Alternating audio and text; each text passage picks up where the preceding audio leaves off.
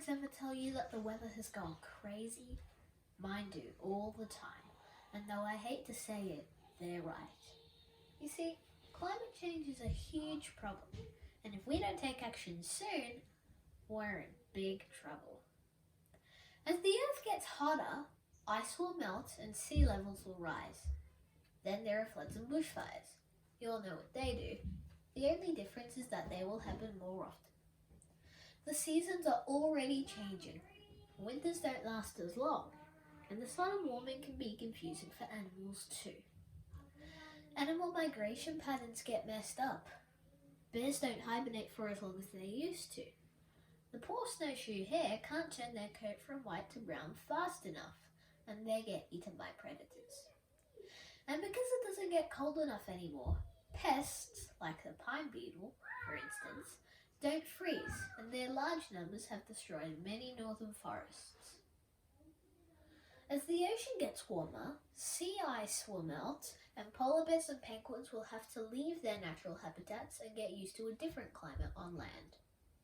Coral reefs are dying, and many different sea creatures are now endangered. Now that we know some of the problems, you're probably wondering why it's happening. Well, if we keep burning fossil fuels like coal, gas and oil, we will keep putting greenhouse gases into the atmosphere, and the climate will keep changing. We also need to cut down fewer trees. So what do trees have to do with climate change?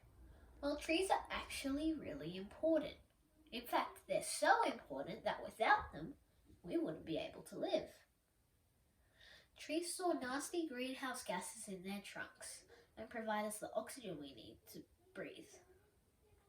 And our food choices, believe it or not, are also really important. Most people like dairy foods and meats. I know I do. But eating too many of those things contributes to climate change too. The good news is that there are some things we can do to make a difference.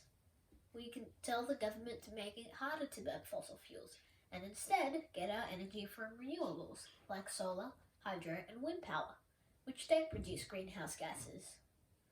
We can also, instead of driving, we can walk, bike or use public transport more often. We can cut down fewer trees and plant baby trees in their place. We can also have less meat in our diet. Maybe try meat-free Mondays for a start. The ancient Greeks said, "The world will be better when an old man plants a tree knowing he'll never sit in its shade." The earth is our only home, and we need to take action now so that all kids will have a better future.